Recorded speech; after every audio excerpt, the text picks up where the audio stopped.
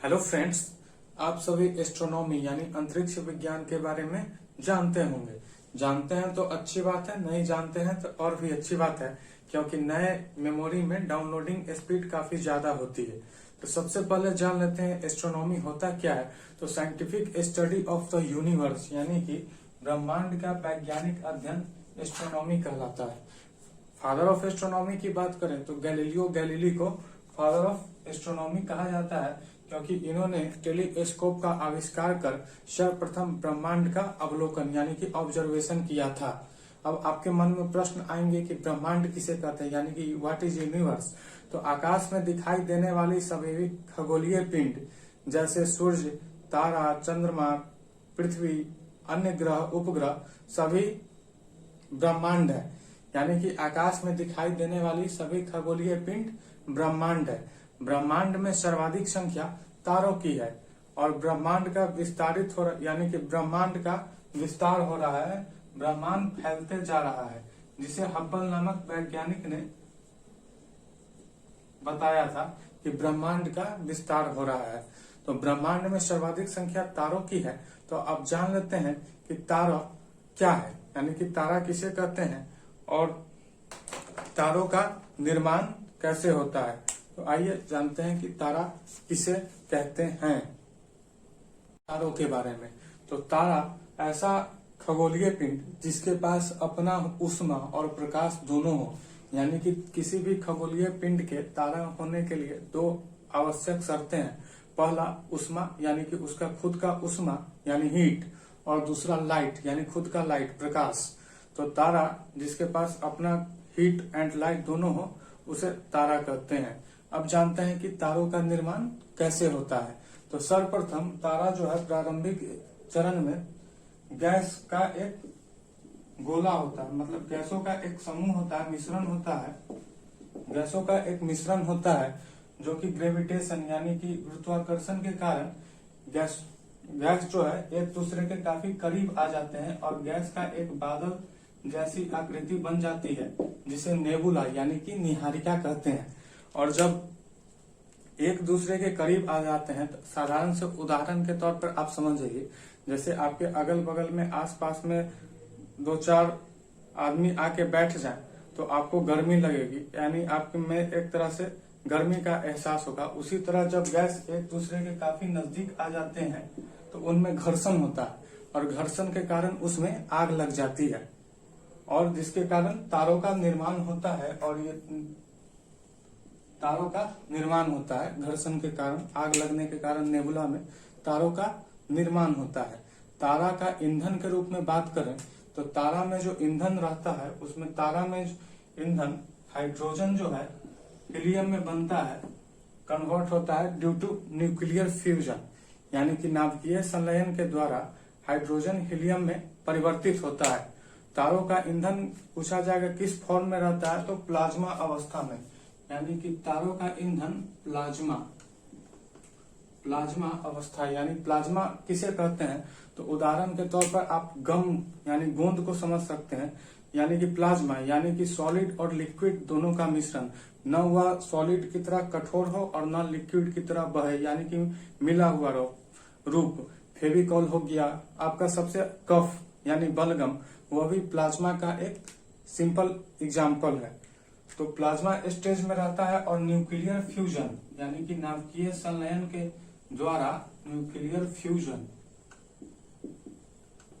नाभिकीय संलयन के द्वारा हाइड्रोजन हीलियम में कन्वर्ट होता है। आपसे पूछा जाएगा कि तारों में ईंधन किस अवस्था में रहते हैं, तो आप टिक कीजिएगा प्लाज्मा अवस्था में। अब कोई भी आप अगर गाड़ी में भी पेट्रोल भरवाते हैं तो ऐसा नहीं है कि गाड़ी में हमेशा पेट्रोल बचा ही रहता है, वह कभी न कभी जाके खत्म हो जाता है। तो यही कंडीशन तारा में भी है। अब जानते हैं कि तारा में जब ईंधन खत्म होता है तो क्या होता है। तारा में ईंधन खत्म होने की बात करें उससे पहले तारा का उदाहरण आपको समझा देते हैं। तो सबसे बेहतरीन तारा का उदाहरण आपका सूर्य है, यानी सन। सभी ब्रह्मांड में असंख्य तारे हैं, लेकिन जो तारा हमसे सबसे ज्यादा करीब है उसे हम लोगों ने एक नाम दिया है, जिसे सन के रूप में यानी सूरज के रूप में जानते हैं। अब उदाहरण के तौर पर समझ जाइए, इंडिया में लाखों टीचर हैं, क्या आप सभी का नाम जानते हैं? नहीं जानते हैं। जिनसे आप पढ़ते हैं उसी का ना नाम जानते हैं। तो जो तारा हमसे सबसे करीब है हम उसी का नाम ना जानेंगे। इसलिए सबसे तारा का बेहतरीन एग्जाम्पल सूरज यानी कि सन है। और दूसरा तारा प्रोक्सिमा सेंचुरी, दूसरा सबसे नजदीक तारा प्रोक्सिमा सेंचुरी है। आपसे पूछा जाएगा हमसे सबसे नजदीक तारा, तो आप क्या बताइएगा? सूरज, ना कि प्रोक्सिमा सेंचुरी। आपसे पृथ्वी से सबसे नजदीक तारा सूरज है यानी सन है।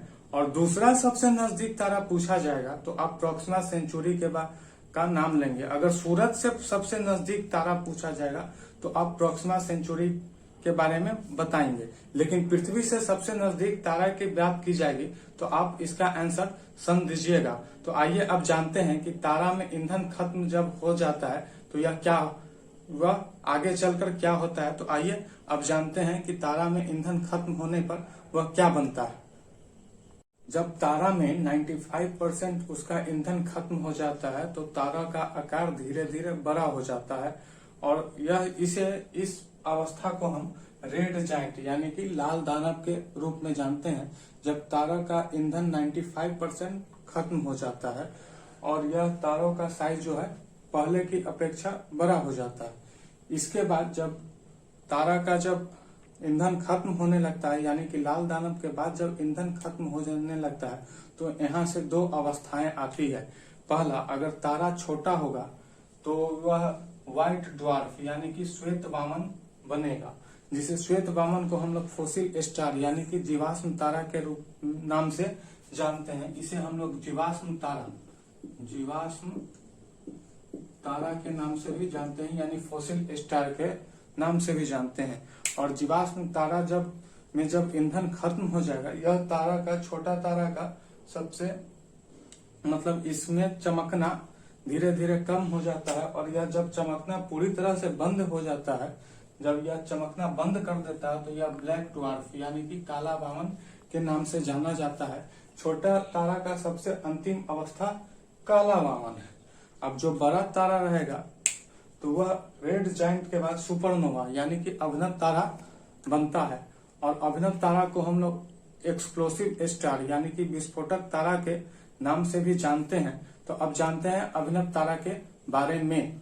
सुपरनोवा तारा जो है आपको आगे चलकर वह 3 प्रकार के तारा में, जब पहला स्टेज सुपरनोवा तारा सबसे पहले न्यूट्रॉन तारा बनता है जिसका डेंसिटी हाई रहता है। और यह जो है न्यूट्रॉन तारा के बाद यह पल्सर और क्वेसर बनता है जो कि मैग्नेटिक फील्ड यानी कि चुंबकीय क्षेत्र उत्पन्न करता है। और यह काफी तेजी से घूमता है। यानी आपसे पूछा जाएगा सर्वाधिक घूमने वाला तारा, मतलब सर्वाधिक तेजी से घूमने वाला तारा, तो पल्सर और क्वेसर जो है सर्वाधिक तेजी से घूमता है यानी कि सबसे ज्यादा तेजी से घूमता है।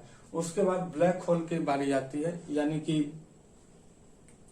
ब्लैक होल यानी कि काला ब्लैक होल, माफ कीजिएगा अभी इसका हिंदी नाम मुझे याद नहीं है तो आगे बता देंगे ब्लैक होल को हिंदी में क्या कहते हैं। एक्चुअली हम हिंदी में नहीं पढ़े हुए हैं हिंदी मीडियम से, तो इतना हमको नहीं पता है कि ब्लैक होल का हिंदी नाम क्या है। तो इतना जान लीजिए, ब्लैक होल से आप लोग परिचित होंगे। जब कोई टेक्निकल वर्ड होता है जिसे आप इंग्लिश नाम से ही जानते हैं तो ब्लैक होल, तो ब्लैक होल का जो है सबसे डेंसिटी सबसे ज्यादा होता है। यानी कि एक चम्मच ब्लैक होल में 10 हाथियों के बराबर वजन होता है। अब जब डेंसिटी हाई रहेगा, जब इतना बड़ा तारा है वह जब सिकुड़ के एकदम छोटा हो जाएगा, सपोज कि एक कागज है, सपोज ये मेरे पास एक कागज है, ये इतना बड़ा है, जब हम इसको एकदम छोटा सा बना देंगे, इतना छोटा सा मोड़ के बना देंगे तो इसका डेंसिटी जो है काफी ज्यादा हाई हो जाएगा। तो यही हाल ब्लैक होल के साथ भी है, यही चीज ब्लैक होल के भी साथ है कि वह बड़ा सा सुपरनोवा तारा जो कि मतलब बड़ा तारा होता है, तो यह जब सिकुड़ के सबसे अंतिम स्टेज में ब्लैक होल बनता है। तो आप अगर समझते होइएगा कि ब्लैक होल समझ गए होंगे। अब आपके मन में एक दुविधा होगी कि एक जगह हम पढ़े हैं कि वह फोसिल स्टार यानी कि व्हाइट ड्वार्फ बनता है। अब आप बता रहे हैं कि ब्लैक होल बनता है, तो कितना छोटा और कितना बड़ा हो तो वह फोसिल स्टार यानी कि छोटा हो तो कितना छोटा हो जिससे वह फोसिल स्टार यानी कि जीवाश्म तारा यानी श्वेत वामन व्हाइट ड्वार्फ, और कितना ज्यादा बड़ा हो जो कि लास्ट में ब्लैक होल के रूप में बने। तो आइए इसके बारे में जानते हैं। तो यह दुविधा थी, तो इसे भारतीय वैज्ञानिक चंद्रशेखर ने इस दुविधा को समाप्त किया। हाँ, ब्लैक होल का हिंदी नाम कृष्ण विवर होता है। ब्लैक होल को हिंदी में हम लोग कृष्ण विवर के नाम से जानते हैं। अब याद आया मुझे कि ब्लैक होल को हिंदी में कृष्ण विवर के नाम से जानते हैं। तो चंद्रशेखर नामक वैज्ञानिक थे, उन्होंने इस दुविधा को समाप्त किया कि कौन सा तारा ये काला वामन बनेगा और कौन सा ब्लैक होल बनेगा यानी कि कृष्ण विवर बनेगा। तो जो तारा सूर्य के द्रव्यमान से 1.44 गुना छोटा हो वह काला वामन बनेगा, और जो सूर्य के द्रव्यमान से 1.44 गुना बड़ा हो वह सुपरनोवा स्टार यानी कि अभिनव तारा बनेगा, और जो अंतिम रूप में ब्लैक होल यानी कि कृष्ण विवर में परिवर्तित हो जाएगा। तो ये चंद्रशेखर सीमा जो है, चंद्रशेखर सीमा की जो वैल्यू है, शेखर सीमा की जो वैल्यू है, सीमा 1.44 इंटू मास ऑफ सन यानी कि सूर्य का द्रव्यमान। आपसे अगर एग्जाम में पूछ दे कि चंद्रशेखर सीमा का कितना मान है तो 1.44। तो ब्लैक होल, हाँ, ब्रह्मांड के निर्माण के सिद्धांत के बारे में हम बता देते हैं। तो ब्रह्मांड का निर्माण कैसे हुआ, तो 4 तरह के सिद्धांत अभी तक आए हैं जिनमें सर्वाधिक मान्यता बिग बैंग थ्योरी को मिली हुई है, तो जिसे हम आगे बताएंगे। तो आज के इस वीडियो में इतना ही। आई होप कि आप ये ब्रह्मांड, एस्ट्रोनॉमी ये सब के बारे में समझ गए होंगे। अगली वीडियो में बात करेंगे गैलेक्सी यानी मंदाकिनी और बिग बैंग थ्योरी के बारे में। तो आज के लिए बस इतना ही।